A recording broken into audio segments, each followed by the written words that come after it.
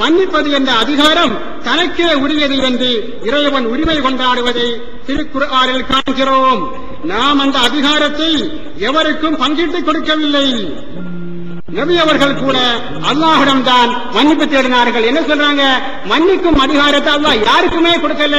ஆனா குர்ஆன்ல என்ன வருதுன்னா இதமா கலிபு ஹும் யக்ஃபிரூன் அஷ்ஷூரா 37 அல்லாஹ் சொல்றான் குர்ஆன்ல, அந்த நல்லவர்கள் கோபப்பட்டால் மன்னித்து விடுவார்கள். மன்னிக்கும் அதிகாரத்தை மூமின்களுக்கு வழங்குகிறான். அது மாதிரி வலமன் ஸபர வ கஃபர ஃபஇன்ன ذلك மின் அஸ்மில் உமூர் அஷ்ஷூரா 43 அதாவது பொறுமை காப்பதும் மன்னிப்பதும் உறுதிமிக்க காரியங்களை சேர்ந்தது என்று சொல்றார். அப்போ முஸ்லிம்கள் மன்னிப்பதும் சொல்லக்கூடிய அதிகாரத்தை அல்லாஹ் தஆலா மூமின்களுக்கு கொடுக்கிறார். அப்புறம் மாயிதா 13ல ஃபஅஃபு அன்ஹும் வஸ்ஃபஹ் அவர்களை மன்னித்து விடுங்கள் அல்லாஹ் தஆலா ஸல்லல்லாஹு அலைஹி வஸல்லம் சொல்றார். அவங்களுக்கு அந்த அதிகாரத்தை கொடுக்கிறார். அப்ப என்ன அர்த்தம்? மன்னிக்கும் சுயமாக மன்னிக்கும் அதிகாரம் அல்லாஹ்வுக்கு மட்டும். ஆனால் அவன் யாருக்கு கொடுத்தானோ அவர்களுக்கு உண்டு. அந்த அதிகாரத்தை தடுப்பதற்கோ மறுப்பதற்கோ உரிய உரிமை உலகத்தில் யாருக்கும் கிடையாது. அல்லாஹ்வுடைய அடிமைனா முஸ்லிம்னா அல்லாஹ் கொடுத்த அதிகாரத்தை அங்கீகரிச்சு ஆகணும். அல்லாஹ் குர்ஆன்ல கொடுத்திருக்கான். என்ன வசனம்? வைதாமா கலபு ஹும் யக்ஃபிரூன் அவர்கள் கோபம் கொள்வார்களே ஆனால் அவர்கள் மன்னிப்பார்கள், மன்னித்துக் கொள்வார்கள். இது ஒரு வசனம். வலமன் சபர வ கஃபர யார் பொறுமையை மேற்கொண்டு மன்னித்து விடுகிறானோ இன்னது ஆலிக்கும் மின் அஸ்மில் உமூர் இது உறுதிமிக்க காரியங்களில் உள்ளது என்று அல்லாஹ் சொல்கிறான். வஅஃபு அன்ஹும் வஸ்ஃபஹ் அவர்களை நீ மன்னிப்பீராக ரசூலுல்லாஹ்வுக்கு அல்லாஹ் சொல்றான். இந்த மூணு வசனத்தையும் காட்டி என்ன சொல்றாங்கன்னு கேட்டா, மக்கள் மன்னிப்பார்கள் என்று அல்லாஹ் குர்ஆன்ல சொல்கிறான். யார் பொறுமை பொறுத்துக் கொண்டு மன்னித்து விடுகிறாரோ அது உயர்ந்த காரியம் என்று அல்லாஹ் சொல்கிறான். நபிகள் நாயகத்தை பார்த்து நீ மன்னி என்று சொல்கிறான். அப்ப ஏன் ரசூலுல்லாஹ் மன்னிக்க பாவத்தை மன்னிக்க கூடாதுன்னு கேட்க கூடாது அப்படிங்கிறார். இவர் சொன்ன வாதத்தில் இவருக்கு முரண் இருக்கிறது. என்ன முரணு? இது மன்னிக்கிறது ஒவ்வொருத்தருக்கும் உரியதுன்னு அல்லாஹ் சொல்றான். அவர் சொன்ன வசனத்தில் என்ன இருக்குன்னு கேட்டா, வலமன் சபர வ கஃபர யார் மன்னித்து பொறுமையை மேற்கொண்டு மன்னிக்கிறானோ அது உறுதிமிக்க காரியம் சொல்றான். நல்லடியார்களை பற்றி பேசும் பொழுது ஹும் யக்ஃபிரூன் அவர்கள் மன்னித்துக் கொள்வார்கள் அப்படின்னு எல்லாம் சொல்லி காட்டுறான். அப்ப எல்லாருமே மன்னிக்க கூடியவர்கள் வரும் பொழுது ரசூலுல்லாஹ் பார்த்து நீங்க மன்னிக்கிறவர்களுக்கு என்ன அர்த்தம் இருக்குது? எல்லாருமே சோறு திங்கிற ஆளுக்க ஒரு ஆளை பார்த்து நீங்க சோறு திங்கிற ஆளு இவனா சொல்லுவானா? கிறுக்க இவனா சொல்லுவானா? அட ரசூலுல்லாஹ் பத்தி நீ பாவம் மன்னிக்கிறவன்னு சொல்வதா இருந்தால் யாருக்கும் இல்லாம அவங்களுக்கு இருந்தால் அதை நீ சொல்லலாம். புகழ்றேன்னு அதான் அர்த்தம். எல்லாருக்கும் உள்ள ரெண்டு கண்ணு உள்ளவர் புகழாம ஒரு ஆள. அட எல்லாருக்கும் தான் ரெண்டு கண்ணு கேட்க மாட்டீங்களா?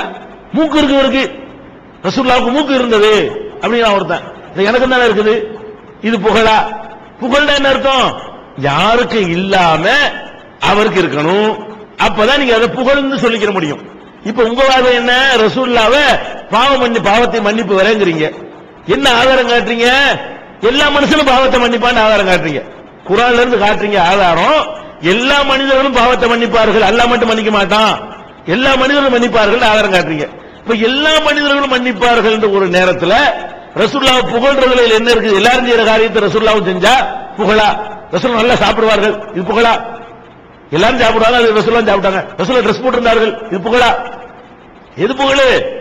அப்ப நீங்க புகழ்றதுக்குன்னு அந்த பைத்தை எழுதுனீங்க. அந்த பாடலை காட்டுற ஆதாரம் என்ன? எல்லாரும் மன்னிக்கிறது ஆதாரம் காட்டுறீங்க. புரிஞ்சு போச்சா? தப்புன்னு முடிஞ்சிருச்சா? வரணும் விளங்குது. அப்ப என்ன அர்த்தம்? இதே நேரத்தில் ரசூலுல்லாஹ் மன்னிக்க மாட்டாங்க, அல்லாஹ் மட்டும்தான் மன்னிப்பான் நம்ம சொல்றோமே, அது நம்மளாவா சொல்றோம்? வமை யக்ஃபிரு ذுனூப இல்லல்லாஹ் அல்லாஹ்வை தவிர பாவத்தை மன்னிக்கிறவன் யார்? லா யக்ஃபிரு ذுனூப இல்லல்லாஹ் அல்லாஹ்வை தவிர யாரும் பாவத்தை மன்னிக்க முடியாது அல்லாஹ் சொல்லி காட்டுறான். நபிகள் நாயகத்தை பார்த்து சொல்கிறான், லியக்ஃபிர லக்கல்லாஹு மா தகத்தம மின் ذنبك வமா தஅخر உன்னுடைய முன்பாவத்தையும் உன்னுடைய பின்பாவத்தையும் அல்லாஹ்வாகிய நான் தான் மன்னிக்கிறேன் அப்படின்னு அல்லாஹ் சொல்லி காட்டுகிறான். நபி ஸல்லல்லாஹு அலைஹி வஸல்லம் சொல்லி காட்டுகிறார்கள். ஒவ்வொரு நாளும் அல்லாஹ்விடத்தில் அஸ்தக்ஃபிருல்லாஹ ஃபீ குல்லி யௌமின் 100 மர்ரா ஒவ்வொரு நாள் 100 தடவை அல்லாஹ்ட்ட நான் பாவ மன்னிப்பு தேடுகிறேன் அப்படின்னு சொல்றாங்க. அப்ப நபி பாவத்தை மன்னிக்கிறவன் அல்லாஹ்ங்கிறது நானாவ சொன்னேன்? இன்னும் நானா சொன்ன மாதிரியும் பாவத்தை அல்லாஹ் மன்னிப்பான் என்கிறார்கள். இதெல்லாம் இல்லையான்னு கேட்கிறார்கள். நான் அல்லாஹ்வாங்க சொல்றான். அப்ப நம்ம விளங்கன்னு அல்லாஹ் தான் ரெண்டையும் சொல்றான். என்ன சொல்றான்? அவர்களுக்கு கோபம் வந்தால் மன்னித்து விடுவார்கள். கோபம் வந்தோட அடிக்கணும்னு தோணும், மன்னிச்சு விடுவார்கள். யார் பொறுத்து கொண்டு மன்னிக்கிறானோ அது நல்ல காரியம் அப்படின்னு அல்லாஹ் சொல்றான்ல, அதுவும் குர்ஆன்ல உள்ளதுதான். அல்லாஹ்வை தவிர யாரா பாவத்தை மன்னிக்க முடியும்னு கேட்கிறான்ல, அதுவும் குர்ஆன்ல உள்ளதுதான். ரெண்டு முரணா இல்ல, ரெண்டு வெவ்வேறு விஷயம். அல்லாஹ் சம்பந்தப்பட்ட விஷயங்களை, மார்க்கம் சம்பந்தப்பட்ட விஷயங்களை அல்லாஹ் தான் மன்னிப்பான். அவரவர் சம்பந்தப்பட்ட விஷயங்களை அவரவர் மன்னிப்பார். இதுதானே இதுக்கு அர்த்தம். என்ன ஒருத்தன் அடிச்சுட்டான், நான் மன்னிக்கலாம். ஒருத்தன் நோன்பு வைக்கல, நான் மன்னிக்க முடியுமா? நீங்கள் நோன்பு வைக்கவில்லை, இன்று நான் மன்னித்து விட்டேன் சொல்ல முடியுமா? நோன்பு வைக்காததுக்கு மன்னிக்கணும், அதுக்குரிய மன்னிக்கணும். என்னை ஒருத்தன் திட்டி விட்டான், நான் மன்னிக்கலாம். அப்ப நான் மன்னிக்கலாம், ரசூலுல்லாஹ் மன்னிக்கலாம், நீங்கள் மன்னிக்கலாம், எவன் மன்னிக்கலாம், அபூஜஹல் மன்னிக்கலாம், கந்தசாமி மன்னிக்கலாம். யாரை மன்னிக்கலாம்? அவனுக்கு தீங்கு செய்தவர்களை மன்னிக்கலாம். இது அல்லாஹ் அதான சொல்லி காட்டுறான். யார் பொறுத்துக் கொள்கிறானோ, அதுக்கப்புறம் மன்னித்து விடுகிறானோ அது உயர்ந்த காரியம். இதுக்கு எப்படி அர்த்தம் இல்ல, யாராவது தொழுகாவிட்டால், யாராவது நோன்பு வைக்காவிட்டால் நீங்க எல்லாம் போய் அவர் மன்னிச்சிருங்க அப்படி அர்த்தம். எவனா உங்கள்ட்ட கடனை வாங்கி ஏமாத்தி விட்டால் மன்னிச்சிருங்கன்னா நம்ம அதிகாரத்தில் உள்ளது. இது யாருடைய விஷயம் வருது? அதாவது அல்லாஹ் தான் மன்னிக்கிறவன் என்பதும் உண்மை, மனிதர்கள் மன்னிப்பார்கள் என்பது உண்மை. இது ரசூலுல்லாஹ்க்கு மட்டும் தனி சிறப்புலாம் கிடையாது. மன்னிக்கிற விஷயத்துல ரசூலுல்லாஹ் சம்பந்தப்பட்டதை ரசூலுல்லாஹ் மன்னிப்பார்கள், அல்லாஹ் சம்பந்தப்பட்டதை, மார்க்க சம்பந்தப்பட்டதை அல்லாஹ் மன்னிப்பான்.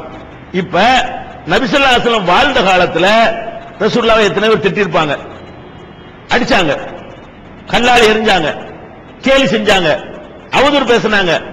அதெல்லாம் ரசூலுல்லாஹ் மன்னிச்சாங்க. ஹிந்தாவை மன்னிச்சாங்க. ஹிந்தாங்க